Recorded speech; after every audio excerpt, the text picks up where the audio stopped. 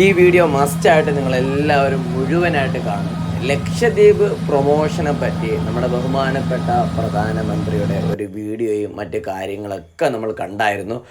അവസാനത്തെ മാസത്തിൽ ലക്ഷദ്വീപ് സീരീസ് ഞാൻ ഇഷ്ടംപോലെ വീഡിയോസുകൾ അപ്ലോഡ് ചെയ്തിട്ടുണ്ടായിരുന്നു. അപ്പോൾ ആ വീഡിയോസിലൊക്കെ ഞാൻ വീണ്ടും റീകളക്ട് ചെയ്തിട്ട് നമ്മുടെ പബ്ലിക്കിന് വേണ്ടിയാണ് ഞാൻ ഈ ഒരു വീഡിയോ വീണ്ടും ഞാൻ റീപോസ്റ്റ് ചെയ്യുന്നത്.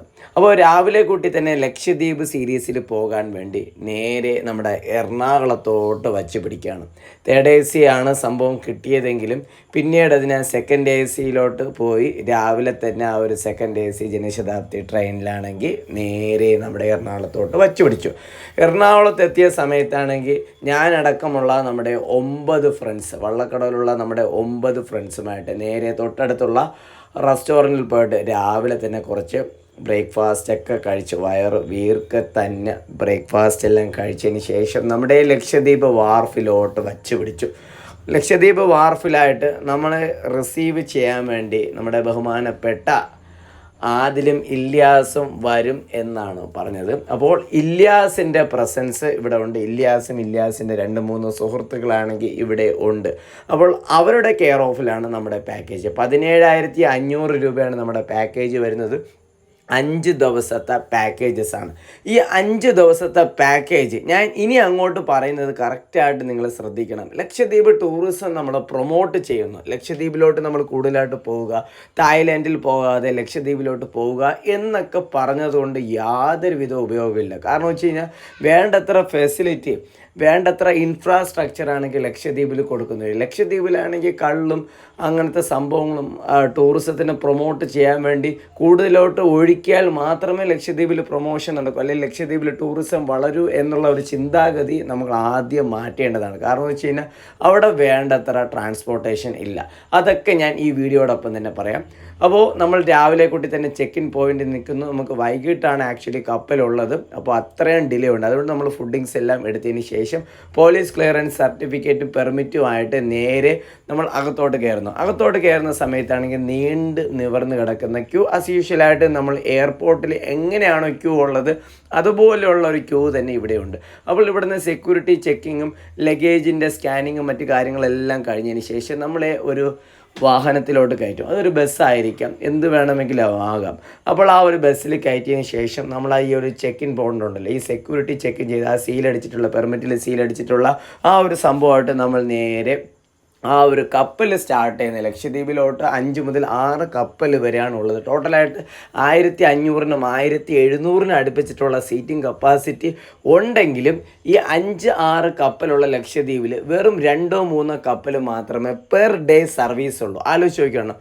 ഏകദേശം 40,000-50,000-ൽ അധികം വരുന്ന ലക്ഷദ്വീപ് നിവാസികൾക്ക്, ലക്ഷദ്വീപിൽ ജനിച്ചു വളർന്ന നിവാസികൾക്കാണെങ്കിൽ ഇത്രയും ചെറിയ സീറ്റിംഗ് കപ്പാസിറ്റി അല്ലെങ്കിൽ ബെർത്ത് കപ്പാസിറ്റി ഉള്ള കപ്പൽ സർവീസ് പറ്റോ ഇല്ല എന്നുള്ള കേസ് നിങ്ങൾ ജസ്റ്റ് ഒന്ന് ലോജിക്കായിട്ടൊന്ന് ചിന്തിച്ചാൽ മാത്രം മതി. അതുകൂടാതെ ലക്ഷദ്വീപിലോട്ട് അഗത്തി ഐലൻഡിലോട്ട് എയർപോർട്ട് ഫെസിലിറ്റി ഉണ്ട്. അത് ചെറിയ രീതിയിലുള്ള ഫ്ലൈറ്റ് സർവീസ്, ചെറിയ രീതിയിലുള്ള സീറ്റിംഗ് കപ്പാസിറ്റിയൊക്കെ ഉള്ള ഫ്ലൈറ്റ് സർവീസസ് മാത്രമേ ഉള്ളൂ. അത് വേറൊരു കാര്യം. അത് നല്ല രീതിയിൽ പൈസ ഉള്ളവർക്ക് മാത്രമേ പറ്റുള്ളൂ. അപ്പോൾ എൻ്റെ ബാക്കിൽ കാണുന്ന ഈ ഒരു കപ്പലിലാണ് ആക്ച്വലി ഞാൻ നേരെ ലക്ഷദ്വീപിലോട്ട് പോകുന്നത്. ഇപ്പോൾ 200+ ബെർത്ത് കപ്പാസിറ്റിയും മറ്റ് സംഭവങ്ങളൊക്കെയാണ് ഉള്ളത്. അതല്ല ഇവിടുത്തെ മെയിൻ കാര്യം. പ്രോപ്പറായിട്ട്, അതായത് ഒരു ദിവസം ഒരു 5-6 കപ്പലുകൾ നമ്മുടെ ലക്ഷദ്വീപിലോട്ട് പോകണം. ഞാനാണെങ്കിൽ എൻ്റെ പോലീസ് ക്ലിയറൻസ് സർട്ടിഫിക്കറ്റ് കഴിഞ്ഞതിന് ശേഷം എൻ്റെ പെർമിറ്റ് വാങ്ങിക്കാൻ വേണ്ടി, പെർമിറ്റ് കിട്ടണമെന്നുണ്ടെങ്കിൽ സീറ്റ് അവൈലബിലിറ്റി വേണം. സീറ്റ് അവൈലബിലിറ്റി എങ്ങനെ കിട്ടാനാണ്? ഇത്രത്തോളം മെമ്പേഴ്സുള്ള ലക്ഷദ്വീപുകാർക്ക് ദിവസം 2-3 കപ്പൽ മാത്രമേ കൊച്ചിയിൽ നിന്ന് പുറപ്പെടുന്നുള്ളൂ. അപ്പോൾ അങ്ങനെയുള്ള സ്ഥിതിക്ക് ലക്ഷദ്വീപിലെ ആൾക്കാർക്കേ പോകാൻ കപ്പലില്ല, അല്ലെങ്കിൽ സീറ്റില്ല.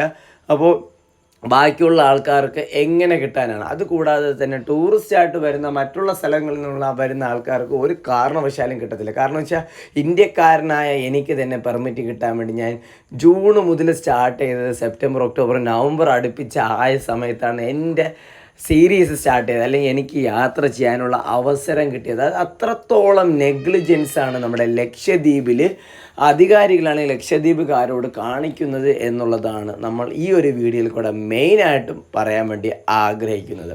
നല്ല ആംബിയൻസ് ആണ്, നല്ല വൈബാണ്, അങ്ങനെയൊക്കെ ഉണ്ടെങ്കിലും ലക്ഷദ്വീപിലോട്ട് പ്രോപ്പറായിട്ടുള്ള സർവീസ് വേണം എന്നുള്ളതാണ് നമ്മുടെ ഈ ഒരു വീഡിയോ കൂടെ മെയിനായിട്ടുള്ള ഡിമാൻഡ്. അപ്പോൾ നമ്മൾ ഫുഡിങ്സ് ഓൾറെഡി നമ്മൾ വാങ്ങിച്ചിട്ട് വന്നായിരുന്നു. 6 മണിക്ക് ശേഷമാണ് കപ്പൽ സ്റ്റാർട്ട് ചെയ്യുമെന്ന് പറഞ്ഞതിൻ്റെ പേരിൽ നമ്മൾ ഉച്ചയ്ക്കുള്ള ഫുഡും കൂടെ നേരെ പാർസലായിട്ട് നേരെ വാങ്ങിച്ചിട്ട് കപ്പലിൽ വരുന്നു. കപ്പലിലെ മെസ്സിലിരുന്നിട്ട് നമ്മുടെ ഫ്രണ്ട്സുമായിട്ടൊക്കെ ഒന്ന് കഴിക്കുന്നു. അതിനുശേഷം രാത്രിയുള്ള ഫുഡാണെങ്കിൽ നമുക്ക് ഈ കപ്പലിൽ തന്നെ നമുക്ക് വാങ്ങിക്കാവുന്നതാണ്. 100 രൂപ മാത്രമുള്ള. അതുകൂടാതെ തന്നെ സ്നാക്സൊക്കെ ആണെങ്കിൽ ചായയും കടി ഐറ്റംസിലൊക്കെ ഉണ്ട്, അതൊക്കെ 10 രൂപയ്ക്കാണ് വരുന്നത്. അപ്പോൾ അതൊക്കെ ആണെങ്കിൽ നമ്മുടെ പാക്കേജിലാണെങ്കിൽ ആദിലും ഇല്യാസുമാണെങ്കിൽ അറേഞ്ച് ചെയ്ത് തരുന്നതാണ്. 17,500 പുള്ളിക്കാരൻ്റെ പാക്കേജ് ആണെങ്കിൽ നമുക്കൊരു ചെറിയ രീതിയിലുള്ള ഒരു ലോസ് വന്നായിരുന്നു. കാരണം എന്ന് വെച്ച് കഴിഞ്ഞാൽ ഈ കപ്പൽ ഏത് നിമിഷം വേണമെങ്കിലും റീഷെഡ്യൂൾ ചെയ്യാം. കപ്പലിന് എന്തെങ്കിലും എൻജിൻ തകരാറ് വന്നു കഴിഞ്ഞാൽ വീണ്ടും ഡിലേ ആകാം. അങ്ങനെ പല പല കാരണങ്ങൾ. കാരണം എന്ന് വെച്ചാൽ ഇതുപോലെ ഉണ്ടാകുന്ന ബുദ്ധിമുട്ടുകൾ എക്സാമിന് വേണ്ടി വരുന്ന ആ ഐലൻഡിലുള്ള ആൾക്കാർ, അല്ലെങ്കിൽ നമ്മൾ അങ്ങോട്ട് പോകുന്ന എന്തെങ്കിലും ഒഫീഷ്യലായിട്ടുള്ള മീറ്റപ്പിന് വേണ്ടി പോകുന്ന ആൾക്കാർ, അങ്ങനെ അവരുടെ ഫുള്ള് പ്ലാനിങ് തെറ്റും. ഇത് യാതൊരുവിധ അധികാരികളാണെങ്കിൽ ഇതിന് യാതൊരുവിധ ഫോക്കസിങ് അങ്ങനെ ഒന്നും സംഭവം നൽകുന്നില്ല. നമ്മുടെ ബഹുമാനപ്പെട്ട പ്രധാനമന്ത്രിയാണെങ്കിൽ ലക്ഷദ്വീപിൽ ടൂറിസം പ്രൊമോഷന് വേണ്ടിയൊക്കെ ആണെങ്കിൽ നല്ല രീതിയിലുള്ള ഒരു സപ്പോർട്ട് തന്നെയാണ് തന്നതെങ്കിലും നമുക്ക് മെയിനായിട്ടും ലക്ഷദ്വീപ് പ്രൊമോഷൻസ് വേണമെന്നുണ്ടെങ്കിൽ ഫസ്റ്റ് ഈ ആൽക്കഹോളിസം അല്ല കൂടുതലായിട്ട് അങ്ങോട്ട് തള്ളിക്കയറ്റേണ്ടത്. അവിടെ ആവശ്യത്തിനുള്ള ട്രാവലിംഗ് ഫെസിലിറ്റീസ് കൊടുക്കുക എന്നുള്ളതാണ് മെയിനായിട്ടുള്ള ഫോക്കസ് നമ്മൾ ചെയ്യേണ്ടത്. 5-6 കപ്പലുള്ളത്, 5-6 കപ്പലിൻ്റെ കൂട്ടത്തിൽ തന്നെ ഹൈ സ്പീഡ് ക്യാരിയർ പോലെയുള്ള ഒരു 300 150 അല്ലെങ്കിൽ 100 ആ ഒരു സീറ്റിംഗ് കപ്പാസിറ്റി ഉള്ള ഹൈ സ്പീഡ് ക്യാരിയേഴ്സ് ആണെങ്കിൽ ഇവിടെ കൂടുതലായിട്ട് നമ്മളാണെങ്കിൽ ട്രാവലിങ്ങിന് വേണ്ടി അറേഞ്ച് ചെയ്ത് കൊടുക്കുക. അതുകൂടാതെ തന്നെ ഇതുപോലുള്ള വലിയ വലിയ കപ്പലുകളൊക്കെ ആണെങ്കിൽ മാക്സിമം നമ്പേഴ്സ് ആണെങ്കിൽ മാക്സിമം നല്ല ആ ഒരു ഫെസിലിറ്റീസൊക്കെ ഉള്ള നമ്പേഴ്സൊക്കെ ഉള്ള നല്ല നല്ല കപ്പലുകളാണെങ്കിൽ ലക്ഷദ്വീപിലോട്ട് ട്രാവൽ ചെയ്യാൻ വേണ്ടിയുള്ള എല്ലാ സംഭവങ്ങളും ചെയ്തു കൊടുത്താൽ മാത്രമേ മറ്റുള്ള രാജ്യങ്ങളിലുള്ള വിദേശികളാണെങ്കിൽ ഇങ്ങോട്ട് ആകർഷകരാകുള്ളൂ. അപ്പോൾ നമ്മുടെ ബങ്ക് സർവീസിലാണ് ആക്ച്വലി എനിക്ക് കിട്ടിയിട്ടുള്ളത്. അപ്പോൾ അവിടെയുള്ള ഒരു ബാത്റൂം ഫെസിലിറ്റിയാണ്. യൂറോപ്യൻ ക്ലോസറ്റും സംഭവങ്ങളൊക്കെ ഉണ്ട്. അതുകൂടാതെ തന്നെ നമ്മുടെ സാധാരണ രീതിയിലുള്ള ക്ലോസറ്റും സംഭവങ്ങളൊക്കെ ഉണ്ട്. അപ്പോൾ അതാണ് സംഭവം. നമ്മൾ ബാത്റൂം ഫെസിലിറ്റി എല്ലാം കാണിച്ചത്. ഇത് വന്നിട്ട് നമ്മൾ രാത്രിയുള്ള ഫുഡിങ്സ് ആണ്. ബിരിയാണി 100 രൂപയാണ്. ഇവിടുത്തെ സംഭവം ബിരിയാണിയുടെ കൂട്ടത്തിൽ ഇതുപോലെ ഏതെങ്കിലും ഒരു ഫ്രൂട്ട്സ് ആണെങ്കിൽ കഴിക്കാൻ വേണ്ടി തരും. അപ്പോൾ ഞാനും നമ്മുടെ നൗഫൽ ബ്രോയും കൂടെ 2-3 തംസപ്പൊക്കെ കാണിച്ചതിന് ശേഷം ഫുഡിങ്സ് നല്ല രീതിയിൽ കഴിച്ചിട്ട് ഇനി അടുത്ത കിടക്കാൻ വേണ്ടിയാണ് പോകുന്നത്. അപ്പോൾ കിടക്കുന്നതിന് തൊട്ട് മുമ്പാണെങ്കിൽ വീണ്ടും ഒരു പ്രാവശ്യം കൂടെ ജസ്റ്റ് ഒന്ന് ഓട്ടിച്ചൊന്ന് കാണിച്ചു തരാം.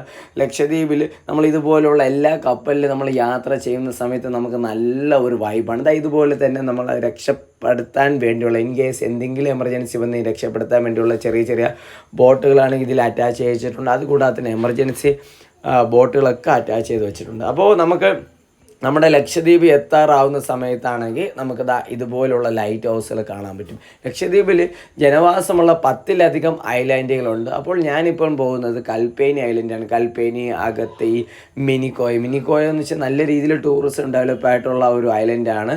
അതോടൊപ്പം പല പല ഐലൻഡുകളുണ്ട്. അപ്പോൾ നമുക്ക് ഒരു ഐലൻഡിൽ മാത്രമേ പോകാൻ പറ്റുള്ളൂ. കാരണം എന്ന് വെച്ച് കഴിഞ്ഞാൽ ഒരു ഐലൻഡിന് അടുത്ത ഐലൻഡിൽ പോകാൻ വേണ്ടി ട്രാവലിംഗ് ഡിലേ വരുന്നു. കാരണം എന്ന് വെച്ചാൽ ഈ ഒരു കപ്പൽ അവിടെ പ്ലേസ് ചെയ്തതിന് ശേഷം അവിടുന്ന് ലഗേജസൊക്കെ താഴോട്ടിറക്കുന്നു, ആൾക്കാരെ താഴോട്ടിറക്കുന്നു. ഒരു 5-6 മണിക്കൂർ കഴിഞ്ഞാൽ മാത്രമേ ആ ഐലൻഡിൽ നിന്നും അടുത്ത ഐലൻഡിലോട്ട് ആ കപ്പലിലിരിക്കുന്ന യാത്രക്കാർക്ക് പോകാൻ പറ്റുകയുള്ളൂ. അപ്പോൾ അത്രത്തോളം ടൈം ഡിലേ ഇവിടെ വരുന്നുണ്ട്.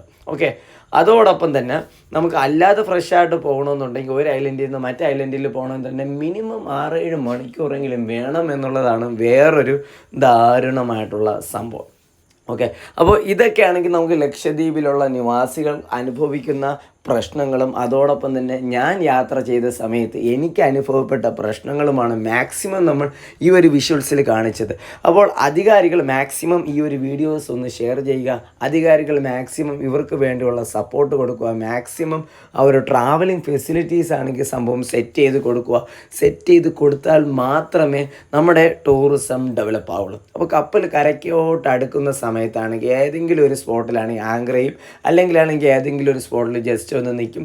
ആ ഒരു സമയത്താണെങ്കിൽ ചെറിയൊരു 1-2 ബോട്ടുകൾ കപ്പലോട്ട് ഫേസ് ചെയ്ത് വന്നതിന് ശേഷം നമ്മളിതാ ഇതുപോലെ ബങ്കർ സർവീസ് എന്നാണെങ്കിൽ നമ്മൾ നേരെ നമ്മുടെ ഫ്രണ്ട്സുമായിട്ട് നേരെ വെളിയിലോട്ട് ഇറങ്ങിയതിന് ശേഷമാണെങ്കിൽ ഈ ഒരു ബോട്ടിൽ കയറുന്നത് ഇതുപോലെ ചാടി സാഹസികമായിട്ട് വേണം ചാടി കയറേണ്ടത്. ചില സമയത്ത് മാത്രം ആങ്കറിങ് ചെയ്യത്തുള്ളൂ, ചില സമയത്ത് ആങ്കറിങ് ചെയ്യത്തില്ല. അതുകൊണ്ട് അങ്ങോട്ടും ഇങ്ങോട്ടും ആടി അലഞ്ഞങ്ങനെ നിൽക്കും. പക്ഷേ നല്ല വിഷ്വൽസാണ്, നല്ല ഒരു സ്പെഷ്യലായിട്ടുള്ള ഒരു എക്സ്പീരിയൻസ് ആണ്. എന്തൊക്കെ പറഞ്ഞു കഴിഞ്ഞാൽ ലക്ഷദ്വീപിലെ ആൾക്കാരെന്ന് വെച്ച് കഴിഞ്ഞാൽ വളരെയധികം സ്നേഹമുള്ള ആൾക്കാരാണ്. ആ ഒരു കാര്യത്തിൽ 100% ഞാൻ ഗ്യാരണ്ടി. കാരണം എന്ന് വെച്ച് കഴിഞ്ഞാൽ എൻ്റെ സുഹൃത്തിൻ്റെയും എൻ്റെയും പേഴ്സും ഫോണും മിസ്സായായിരുന്നു. ഇത് രണ്ടും എൻ്റെ ബർത്തിൽ അല്ലെങ്കിൽ എൻ്റെ ബംഗാർ സർവീസിൽ ഞാൻ കിടന്നതിൻ്റെ അടുത്ത് കിടന്ന സഹോദരിമാർ അല്ലെങ്കിൽ സഹോദരന്മാരാണെങ്കിൽ എടുത്ത് തന്നു എന്നുള്ളതാണ് വേറൊരു വാസ്തവം. നമ്മുടെ മലയാളീസ് ആണെങ്കിൽ എന്ത് ചെയ്യും, അത് നൈസായിട്ടൊന്ന് അങ്ങ് അടിച്ചുകൊണ്ട് പോയേനും. എല്ലാവരും അല്ല, ഞാൻ എടുത്തുകൊണ്ട് പോകുന്ന ആൾക്കാരാണ് മെയിനായിട്ടും പറഞ്ഞത് ഗൈസ്. അപ്പോൾ ലക്ഷദ്വീപ് സീരീസിൻ്റെ വീഡിയോസിലാണെങ്കിൽ നമ്മൾ റീപോസ്റ്റ് ചെയ്യുന്ന പാർട്ട് 1 വീഡിയോ ആണ് ഗൈസ് നിങ്ങളിപ്പോൾ കാണുന്നത്. വീഡിയോ ഒന്ന് ഷെയർ ചെയ്യുക, അതോടൊപ്പം തന്നെ മാക്സിമം അധികാരികളുടെ മുന്നിൽ എത്തിക്കാൻ വേണ്ടി ശ്രമിക്കുക. ഈ വീഡിയോ കാണുന്ന ഫ്രണ്ട്സ് ഉണ്ടെങ്കിൽ നമ്മൾ ഇതുപോലെയാണ് ഒരു ടൂറിസ്റ്റ് പോകുന്നത്, ഇതുപോലെ അഭയാർത്ഥികളെ പോലെയാണ് പോകുന്നത് എന്നറിയിക്കാൻ വേണ്ടി മാത്രമാണ് നമ്മൾ ഇതുപോലുള്ള വീഡിയോസിലാണ് വീണ്ടും റീപോസ്റ്റ് ചെയ്യുന്നത്. അപ്പോൾ വീഡിയോ ഒന്ന് മാക്സിമം ഒന്ന് ഷെയർ ചെയ്യുക. നമ്മുടെ പേജ് ഇതുവരെ ഫോളോ ചെയ്യാത്ത ഫ്രണ്ട്സ് ഉണ്ടെങ്കിൽ മറക്കാതെ ഫോളോ ചെയ്യുക. അപ്പോൾ ലക്ഷദ്വീപ് സീരീസ് വീഡിയോസുകൾ മാക്സിമം വീഡിയോസുകൾ നമ്മൾ വീണ്ടും റീപോസ്റ്റ് ചെയ്യുന്നതായിരിക്കും. അപ്പോൾ വീഡിയോ ഇഷ്ടപ്പെട്ട് കഴിഞ്ഞാൽ ലൈക്ക് ഷെയർ ചെയ്യുക. അപ്പോൾ നെക്സ്റ്റ് വീഡിയോ കാണുന്നവർക്കും യു ആർ മിഗ്ദാദ് മിക്കുറോക്ക്. ബൈ.